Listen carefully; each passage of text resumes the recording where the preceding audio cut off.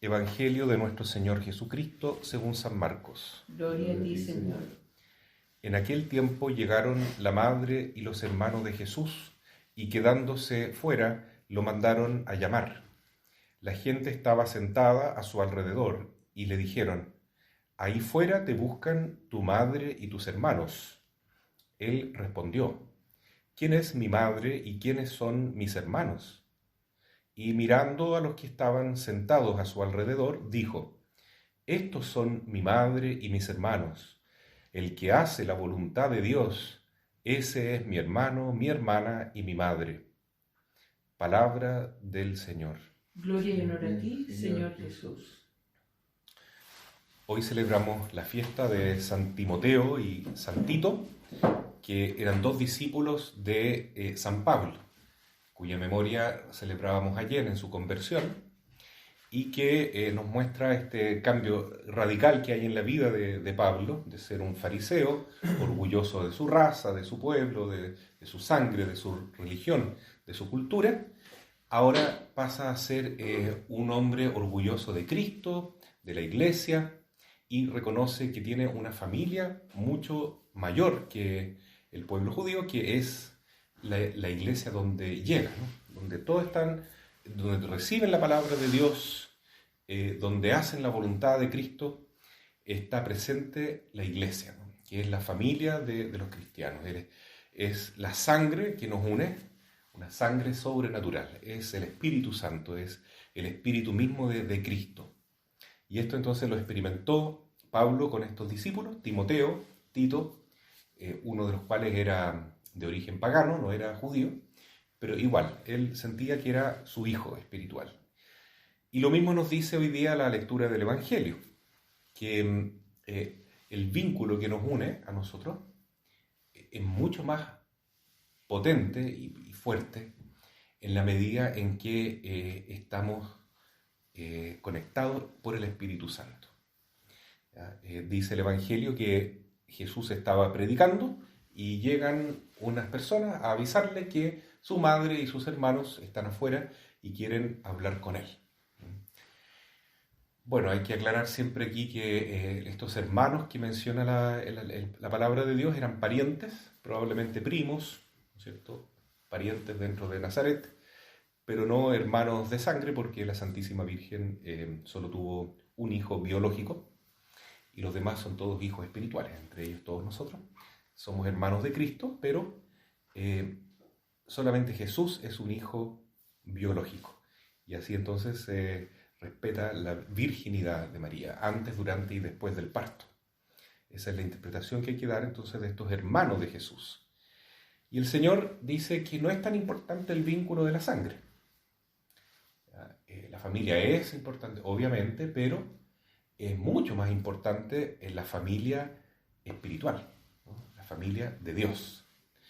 Y en ese sentido, no es que Él esté negando valor a su madre por el hecho de ser hijo biológico de ella, sino que está resaltando otra cualidad que hay en María, que es mucho más importante que haber sido madre biológica de Jesús.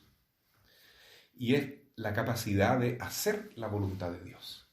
Entonces Jesús pregunta, ¿no? ¿Quiénes son mi madre y quiénes son mis hermanos? Son aquellos que hacen la voluntad de mi Padre. Pero la mujer, la persona que mejor hizo la voluntad del Padre, es María. Por eso decía San Agustín que la Virgen, antes de ser madre, ya era discípula de Cristo, porque siempre ella desde el principio entrega su fiat a la voluntad de Dios, ¿no? Ella se configura de tal manera en su vida que no quiere hacer su propia voluntad, sino siempre la voluntad de Dios. Desde la Inmaculada Concepción, ella renuncia a hacer su voluntad y solamente quiere encarnar la voluntad de Dios. Solamente quiere hacer lo que Dios quiera. Y en ese sentido, no solamente es discípula de Jesús, sino que también es madre espiritual, porque Jesús dice, ¿no? Mi madre y mis hermanos son aquellos que hacen la voluntad de Dios. Y por lo tanto, este es el desafío y es la meta que tenemos todos los cristianos, ¿no? el sentido de la vida del ser humano, entonces, es eso y nada más que eso. Es hacer la voluntad de Dios. Es identificar nuestra voluntad con la voluntad de Dios. Y a veces, claro, a veces hay que morir a la propia voluntad porque nuestra voluntad a veces está desordenada por el pecado, por la concupiscencia, por las influencias mundanas. Y entonces es más conveniente morir a ese yo, a esa voluntad propia, desordenada, egoísta, soberbia, y decir como Jesús en la víspera del Viernes Santo: no se haga mi voluntad, sino la tuya. Entonces, cuando nosotros nos unimos a la voluntad de Dios, ¿qué pasa? Que ahí Dios puede vivir en nosotros, porque la voluntad de Dios es Dios mismo, es Dios mismo. Dios inhabita en el ser humano cuando éste está dispuesto a hacer su voluntad. Y los hombres de buena voluntad son aquellos que quieren hacer la voluntad de Dios. Y esto solamente lo pueden hacer las personas humanas y los ángeles, porque tenemos libertad.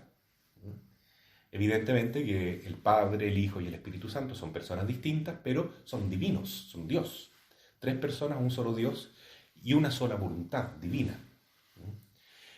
Pero las criaturas espirituales, es decir, los ángeles y nosotros, tenemos la opción de hacer la voluntad de Dios libremente, es decir, podemos elegir amar a Dios, podemos elegir cumplir el plan de Dios en nuestra vida, podemos elegir seguir a Cristo o rechazarlo.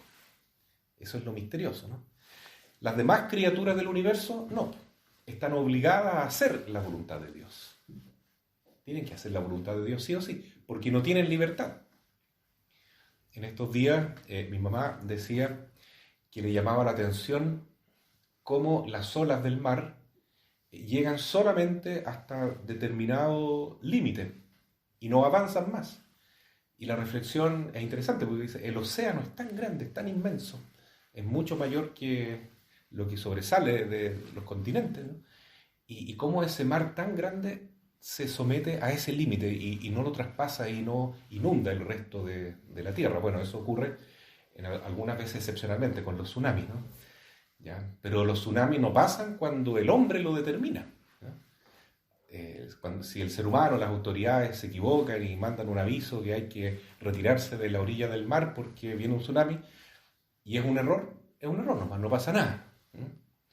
O si también, como pasó una vez en la historia de Chile, las autoridades dicen no va a venir un tsunami y la gente se confía, pero si Dios lo permite, viene igual el tsunami, ¿no? Y eso pasó el año 2010. Entonces, esto depende de Dios. Él es el Señor de la historia y es el que pone las leyes en el universo. El universo está ordenado por leyes físicas, ¿no? Pero esas leyes no vienen de la nada, no son hechas por el caos. Dios es el creador del universo. Pero Dios lo crea a través de los ángeles y Dios actúa a través de causas segundas, ¿no? Por ejemplo, las mareas dependen también de la luna. Entonces, dependiendo de cómo está la gravedad de la luna, las mareas se acercan más a la Tierra o se alejan. Y es un orden perfecto y todo llega hasta ahí. Y vemos que efectivamente, ¿no es cierto?, las cosas materiales, los animales, los insectos, las plantas, si el hombre no interviene destruyendo ese orden, funciona de una manera perfecta, ¿no? Hay un ecosistema maravilloso. Porque en última instancia está Dios ordenando todo lo que hay en el mundo y toda la belleza que hay es huella de la hermosura y de la bondad de Dios mismo. Sin embargo, el hombre puede interferir en este plan de Dios diciendo no estoy de acuerdo, yo quiero hacer mi propio plan. Y eso significa pecar, eso es el pecado. Eso significa no hacer la voluntad de Dios, sino que hacer la voluntad de Satanás. Recordemos que en el paraíso la serpiente le dice a Eva que mejor coma del fruto prohibido. ¿Y qué significa el fruto prohibido?